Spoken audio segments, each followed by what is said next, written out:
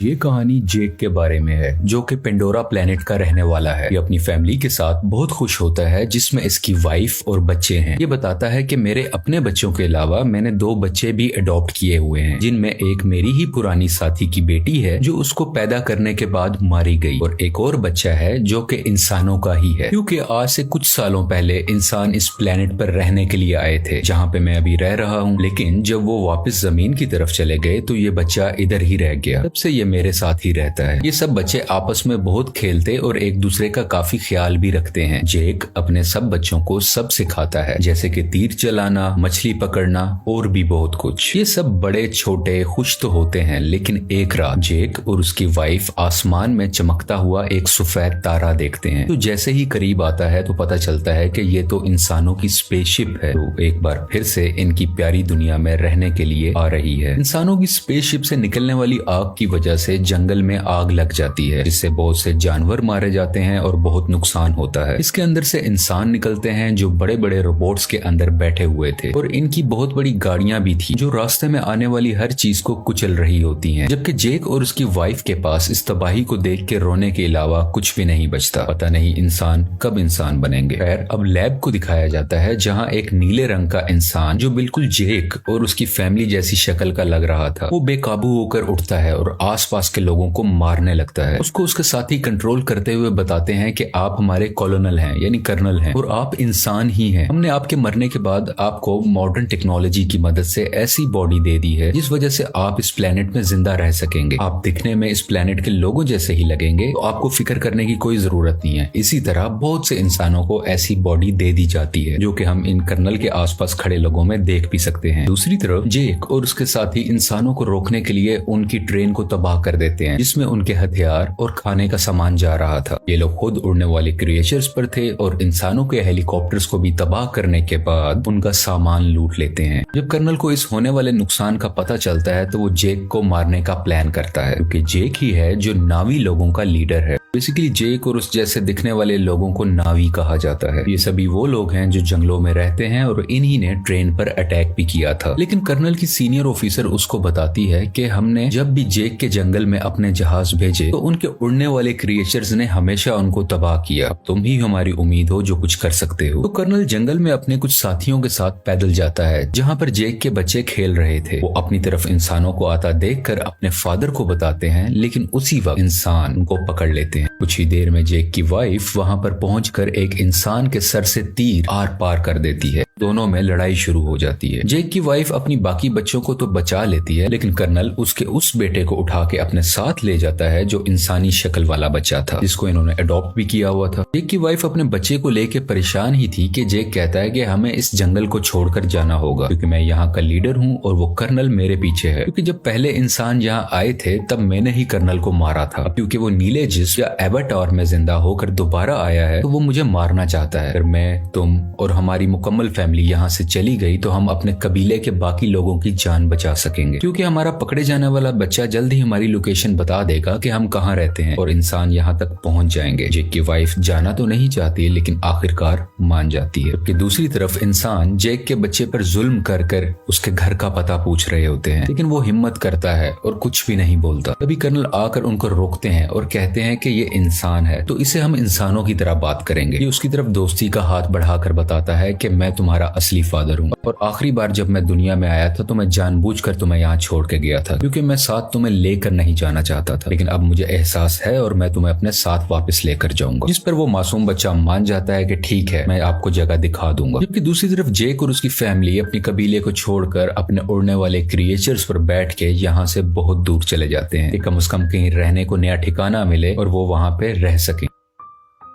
ये लोग पानी के पास रहने वाले नाविस के पास पहुंचते हैं। यहाँ पर रहने वाले लोग हैं तो इसी प्लेनेट के, लेकिन दिखने में सब्ज रंग के होते हैं। ये पानी वाले नावी शुरू में इनका मजाक बनाते हैं, जैसे कि वो कहते हैं कि इनकी दुम पतली है, इनके बाजू पतले हैं और भी बहुत कुछ। तभी पानी वाले लोगों का लीडर आता है और कहता है कि तुम जंगल के रहने वाले हो, तुम्हारी यहाँ पानी के पास कोई जरूरत नहीं है, तुम्हें कुछ नहीं आता कि पानी में कैसे सरवाइव करना है। लेकिन जेक जवाब में कहता है कि हम बहुत जल्द ही सब कुछ सीख जाएंगे और मेरी फैमिली के लिए मुझे आप लोगों लोगों की जरूरत है ताकि वो यहाँ पर सही सलामत जिंदा रह सकें। ये देख के पानी का नावी लीडर मान जाता है और उनको रहने की इजाजत भी दे देता है। अगले दिन जेक के बच्चों को वहाँ के रहने वाले बच्चे घुमा रहे होते हैं, जबकि जेक का बेटा अपने बालों वाली चुटिया वहाँ के एक क्रिएचर से जोड़ता है तो वो बहुत तेजी से पानी के अंदर तैरता है, जिस वजह से गिर जाता है और वहाँ के सब लोग हंसने लगते हैं। अगले दिन वहाँ के कुछ बच्चे जेक की बेटी को पागल कह रहे होते हैं। इसके अलावा उससे बदतमीजी भी करते हैं, उसको काफी तंग कर रहे होते हैं। तभी वहाँ जेक के बाकी बच्चे भी आ जाते हैं और उस तंग करने वाले बच्चे को मारने लगते हैं। तुमने हमारी बहन को ऐसा क्यों कहा? जब जेक को ये सब पता चलता है तो वो अपने ही बेटे को डांटने लगता है कि तुमने उसे क्यों मारा, वो यहाँ के लीडर का बेटा है, जाओ तुम उससे माफी मांगो। वो जब जाकर माफी मांगता है तो लीडर का बेटा अभी भी गुस्से में था और वो उसको धोखा देना चाहता था, बदला लेना चाहता था। कहता है कि चलो तुम्हें एक अच्छी जगह पर लेके जाता हूँ। वो उसे गहरे पानी में ले जाता है जहाँ पर एक खतरनाक मॉन्स्टर रहता था। वो उसको वहाँ पर जाकर अकेला छोड़ देता है और खुद वहाँ से वापस आ जाता है। कुछ ही देर में पानी के अंदर से तेज मॉन्स्टर आकर उस पर अटैक कर देता है, जिस वजह से वो डूबने लगता है और लगातार मॉन्स्टर उस पर अटैक कर उसको खाने की कोशिश कर रहा होता है। दोनों आमने सामने होते हैं। तभी वहाँ सबसे बड़ा मॉन्स्टर आ जाता है जो छोटे मॉन्स्टर को अपने मुंह में डाल के पत्थर पर जोर का मारता है और उसको वहीं मार डालता है। इतनी ही देर में जेक का बेटा पानी में मजीद सांस नहीं ले पाता और डूब जाता है। जैसे ही उसकी आंख खुलती है तो वो देखता है कि सबसे बड़े पानी के मॉन्स्टर ने उसकी जान बचाई है और वो उसके ऊपर लेटा हुआ है। ये लड़का देखता है कि वो मॉन्स्टर बेचारा काफी जख्मी भी है, तो ये उसके जिस्म से कुछ लगे हुए हथियार निकालकर उसको सुकून देता है, जिससे इन दोनों की दोस्ती हो जाती है और वो मॉन्स्टर इस लड़के को उसके घर वालों के पास छोड़ के आता है।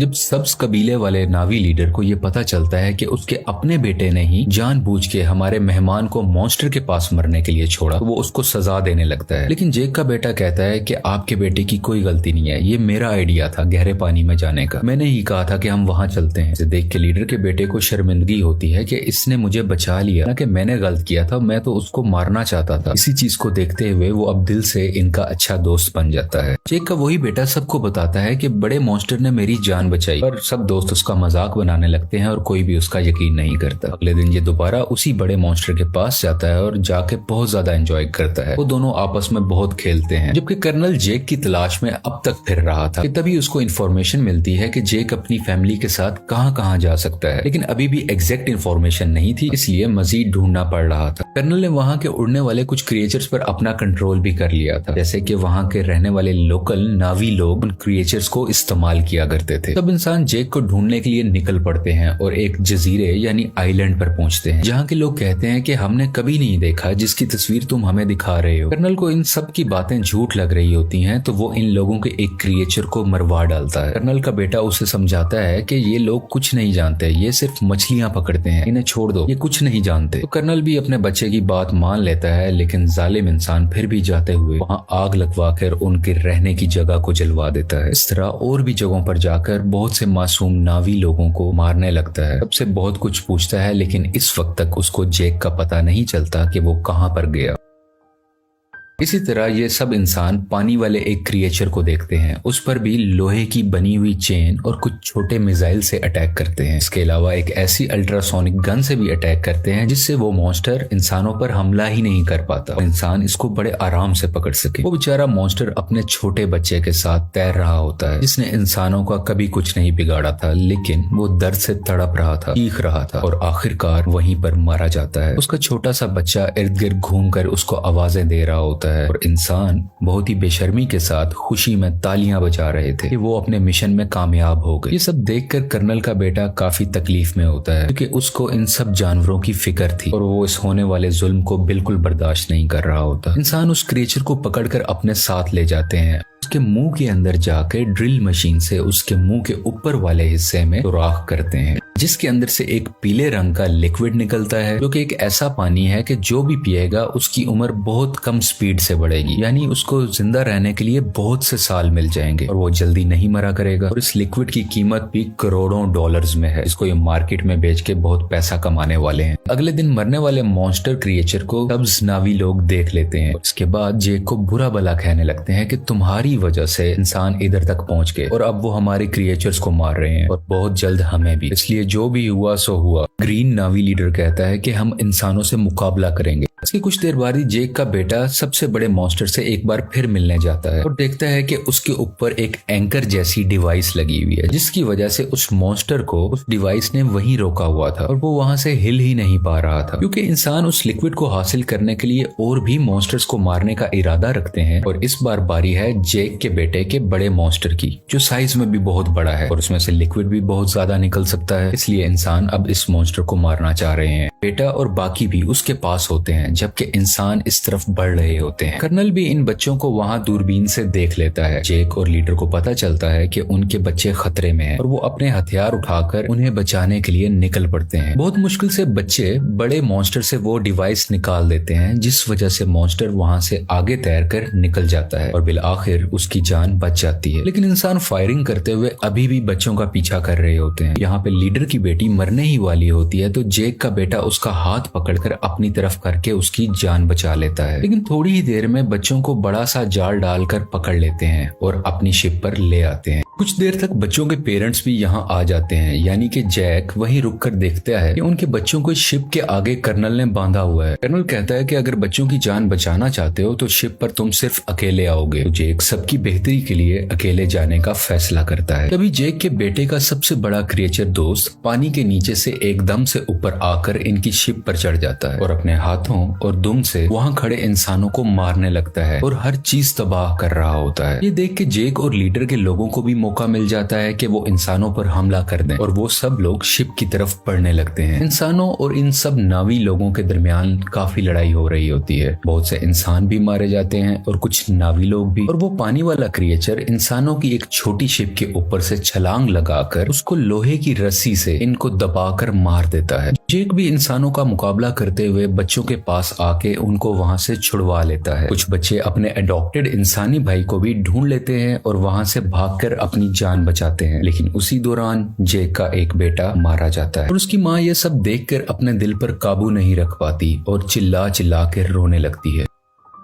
जेक के दो बच्चे फिर से कर्नल ने पकड़ लिए होते हैं और वो लोग इंतजार कर रहे होते हैं कि जेक इनको बचाने आएगा और इसी मौके को देखते हुए हम उसे मार डालेंगे। जेक वहां बड़ी खामोशी से आकर धमाका करता है, जिससे हर तरफ आग ही आग हो जाती है। बहुत से इंसान भी मारे जाते हैं। उसकी वाइफ भी बहुत से इंसानों को अपने तीर से हमेशा के लिए खत्म कर देती है और एक इंसान को गुस्से वाली आंखें दिखाते हुए मार डालती है, क्योंकि अभी अभी उसने अपना बेटा खोया था। उसकी आंखों में दर्द था। मौका देखते हुए कर्नल जेक की बेटी की गर्दन पर चाकू रख के उन सबको हथियार डालने का कहता है। लेकिन उसी दौरान जेक की वाइफ वहां आकर कर्नल के ही बेटे की गर्दन पर चाकू रख देती है, जिसको देखते हुए कर्नल को उसकी बेटी को छोड़ना पड़ जाता है। अब फाइनली कर्नल और जेक की आपस में हैंड टू हैंड लड़ाई होती है। इसमें बहुत मुश्किलों के बाद जेक कर्नल का गला अपने हाथों में दबाकर उसे मार देता है और आखिरकार ये जालिम कर्नल पानी में डूबने लगता है। लेकिन कर्नल का बेटा उसे डूबने से बचाकर पानी के ऊपर ले आता है, क्योंकि कर्नल ने उसकी जान जो बचाई थी जब जेक की वाइफ ने उस पर चाकू रखा हुआ था। जब कर्नल कहता है कि बेटा मेरे साथ आओ, तो वो उस पर गुस्सा कर अपनी फैमिली के पास चला जाता है, यानी कि जेक के पास। और इसको देखकर जेक की फैमिली भी बहुत खुश होती है और उसको पहले की तरह ही प्यार करती है।